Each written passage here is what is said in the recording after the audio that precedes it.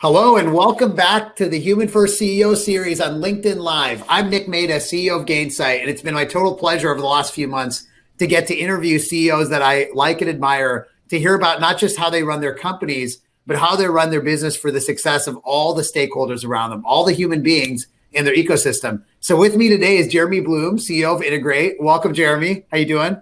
Yeah, it's good to be here, Nick, and congrats. You and I haven't talked since the acquisition, and super exciting times for Gainsight. Oh, thanks, man. Yeah, just another phase. And as Jeff Bezos says, always day one, right? Right. So want to keep going, never stops. But it's super exciting to have you here. Jeremy actually has been a great kind of friend to the customer success community. He's spoken at Pulse twice, once in London and once in the Bay Area. So you are a repeat guest, and it's always been awesome to hear how passionate you are about customers, about your team. And so today what we're going to do is talk about kind of how you think about all your stakeholders, the community around Integrate, like the folks in the cities you work in, the team that you have and the culture you have, which is awesome, and then the customers you have and the passion you have for them. But before we talk about all that, let's talk about you as a human being. So I was joking before that you seem very warmly dressed up. So where are you live streaming from?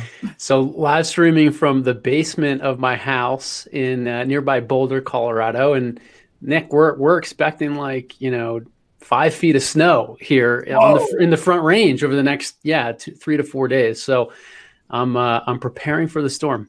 Okay, so basement means you did not get the first round draft pick of where to work now.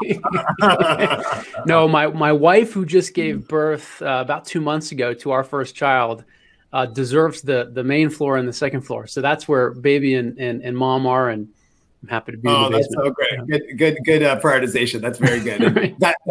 That draft pick was, folks don't know, Jeremy was a former professional athlete, Olympic skier and NFL player. So little homage to his past. And now he's an amazing CEO running Integrate. Maybe you can give everyone just a quick description of what Integrate does. Yeah, sure. So Integrate, we serve the B2B marketing community primarily at the enterprise level. And what our software helps them do is to activate and engage full lifecycle marketing for their various products. And we've been around for almost a decade. Company is about 300 people in multiple countries, and we're just having a great time. That's awesome, man. I love how you built the business. So let's talk about the different stakeholders in your ecosystem. So I like to start with the community, because I think in the last year, we all realized that we're not just like islands in these companies. We exist in a larger community with the people around us and the governments around us and society and healthcare and all this stuff that we're experiencing. What's the general approach kind of the teammates at Integrate have taken to the community? How have you gotten involved, and how's that evolved over the last year?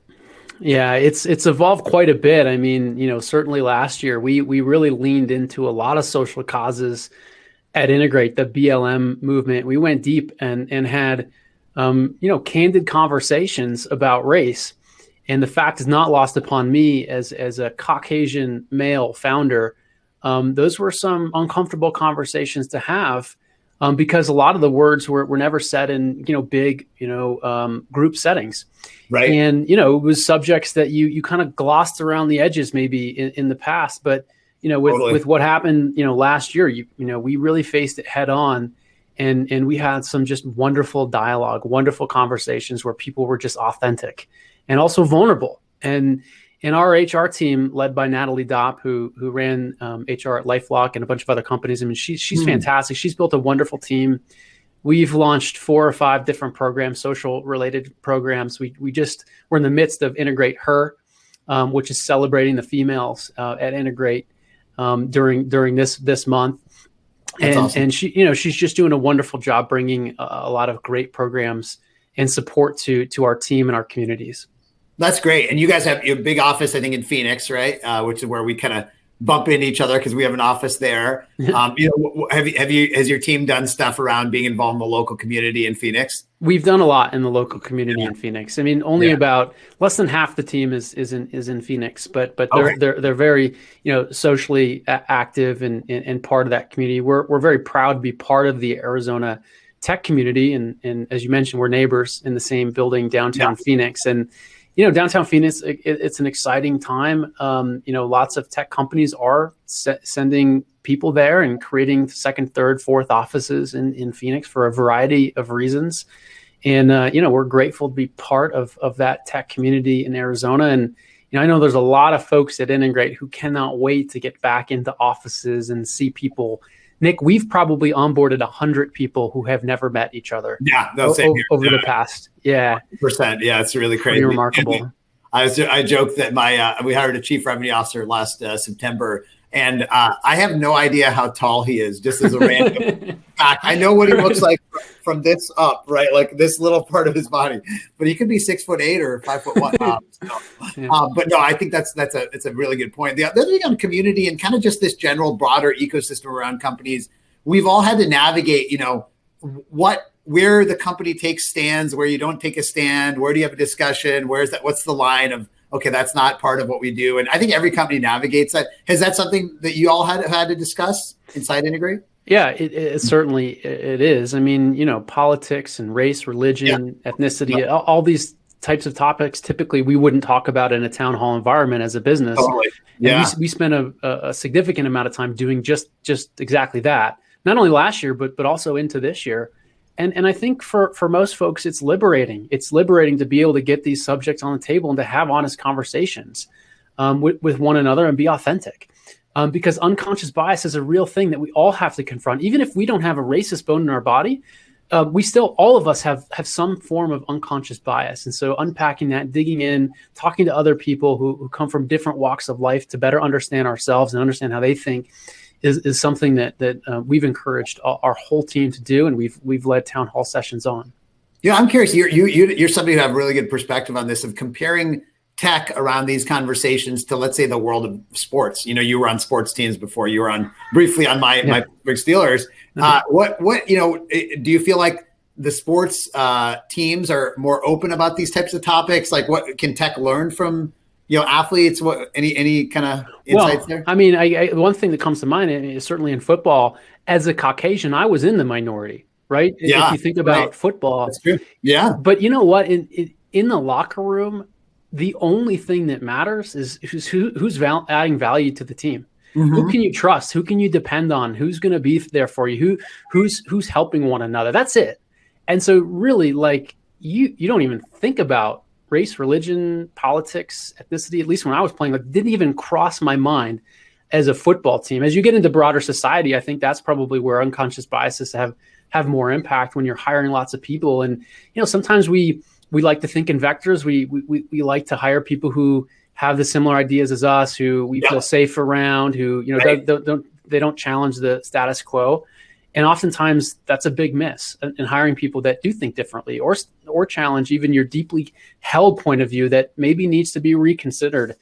And so we've all done a training on that topic. And, we're just trying to get diversity of thought, diversity of ethnicity, diversity of sexual orientation, just everybody who comes from different places, man, different parents, different cultures, different neighborhoods, because the collection of that wisdom is the sum of the parts, I think, of what makes culture and what makes a team special. I love that, man. That's such a great way to think about it. And you're right. What's great about some sports teams that they live in that flow. We're so focused on the goal, but because they come from great backgrounds, they're able to do great things. And different backgrounds. So let's talk about your team. Because one thing I was really impressed by, if you'd seen Jeremy speak at one of our Pulse conferences, he shared the company values that you kind of, you've built this business. It's very clear that you care about those values. So talk about the values of Integrate. Yeah, we have 5 cultural pillars. And the thing that I think we love about those cultural pillars is right in the middle. So built around everything is the customer. I mean, we think about customer centricity. We're inspired by, companies like Amazon who have a customer first mentality in everything that they do. And we try to build the framework of our team around that. Some of our cultural pillars are kind of the Reed Hastings school of performance in the sense like, hey, the thing that matters most is that we're adding value to the business every single day. And organizational politics or, all the other things kind of fall to the wayside. Not that they're not important, but the most important things, hey, let's lock arms and add value to Integrate every day. The other one is kind of an ode to Kim Scott's book, Radical Candor, and this idea that, hey, we have to be real with one another. But when we're being radically candid, we have to care deeply, because that's super important when you're being candid with someone, that you care about that person. Otherwise, you can kind of head into the, the a-hole type of world, which we want to avoid at all costs, right?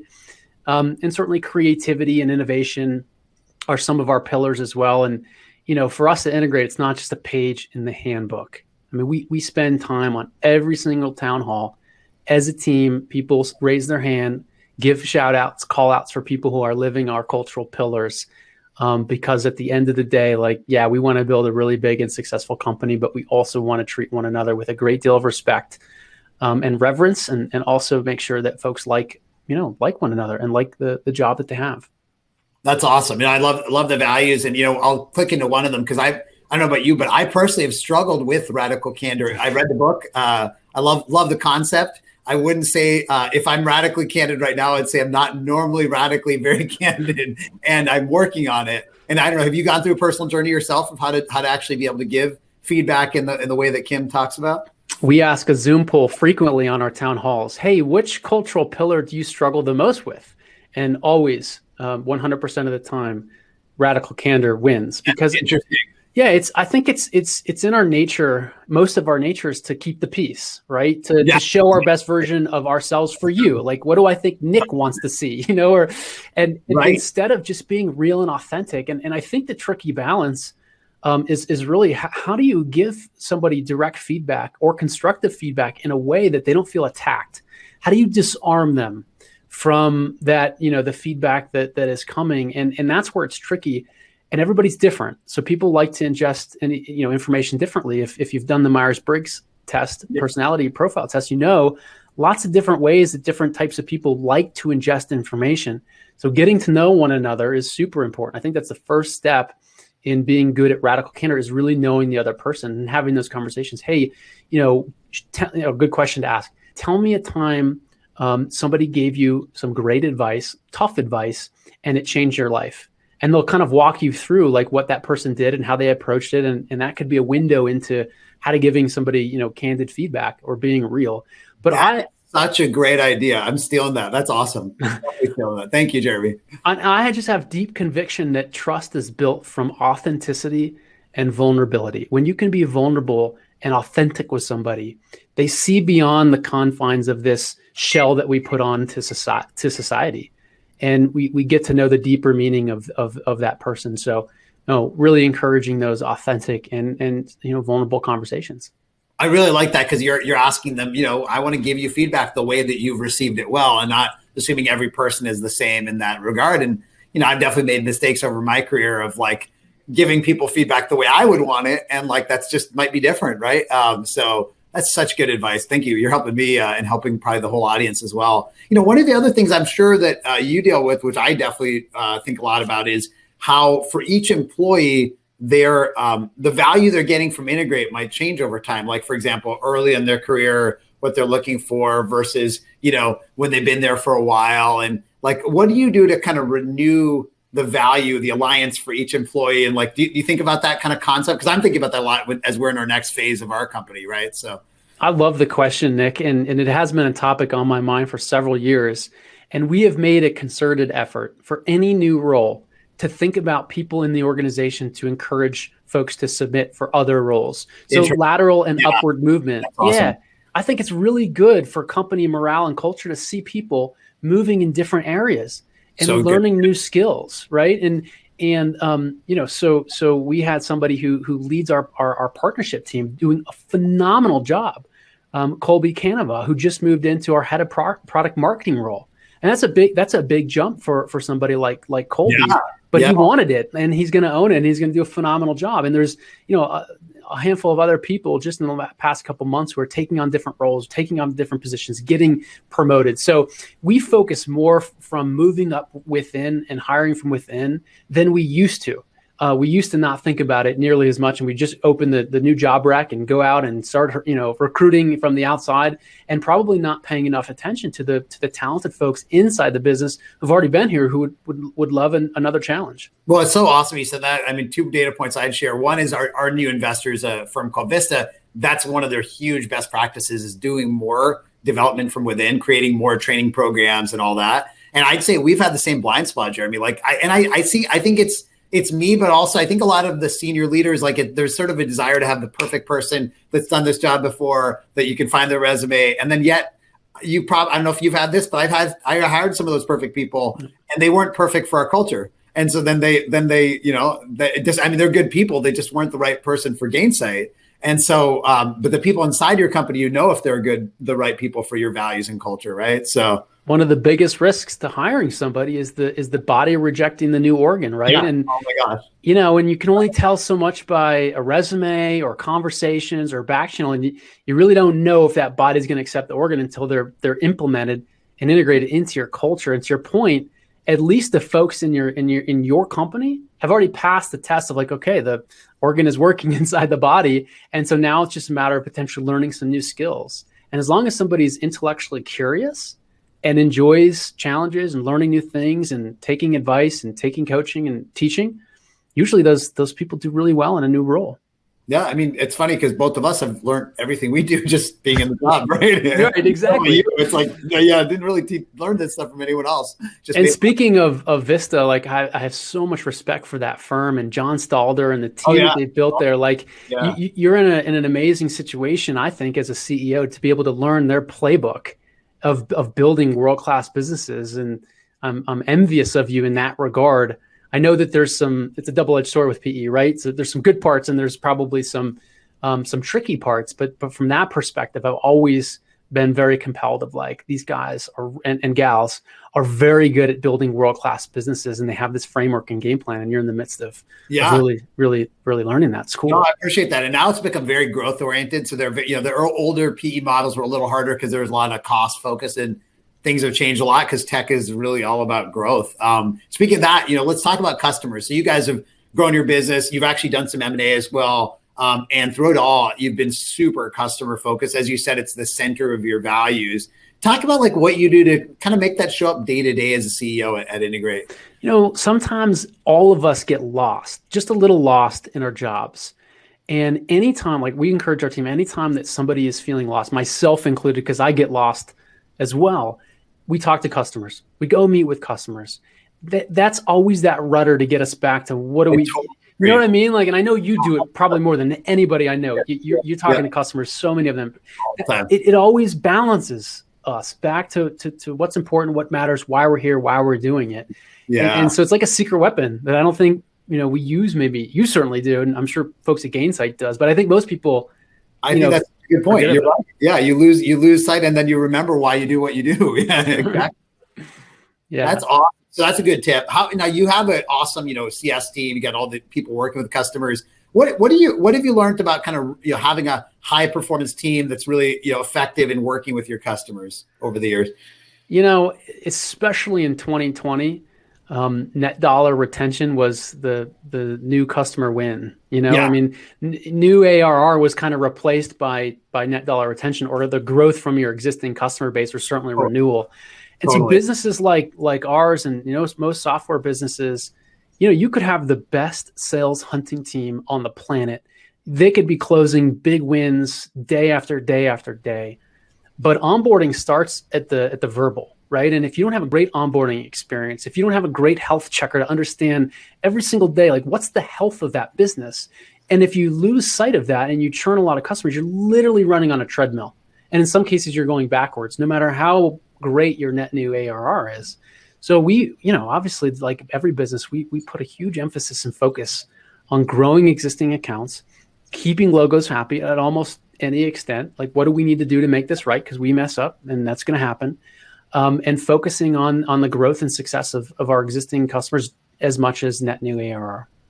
I love that. That's awesome. It's been something, a lot of people say that. I've seen you in action doing that for many years. So it's really, really great to see the focus. Is there anything you've learned along the way that you wish you had known early on about kind of customer success as a CEO? Yeah, I mean, so many. I wish I would have implemented customer success software a lot earlier. And when we stumbled upon, or probably not more stumbled upon, more was pitched by Gainsight. We're a customer, so I've been very outspoken on how much Gainsight has helped us in our pursuit and our ability to understand customer health and customer opportunity. And, before that, we were kind of hodgepodging it with Excel spreadsheets and notes all over the place, and not a central repository or software for customer success. So certainly I would have implemented, software earlier to help us, scale in that regard. That's awesome. No, thanks for saying that. Okay, final. I'll go back to a personal question to close this out. So as I'm sure you're anxiously awaiting everyone in your circle to be vaccinated and sort of free again. What's the thing that the Bloom household is going to go do when you actually have a chance to go do something again? Yeah, it's been exceptionally difficult in the Bloom household because my wife is rightfully so super, focused on COVID with the baby and, not seeing anybody, right? So, obviously the first thing we're going to do is we're going to go hug our families. Awesome. And we're going to go introduce Violet, our little girl, to all of our loved ones who haven't been able to see her.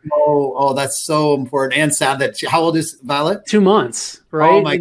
And so people are just, in our family of like, I can't wait to hug her. My parents finally have been vaccinated, so it's been wonderful to spend time with them.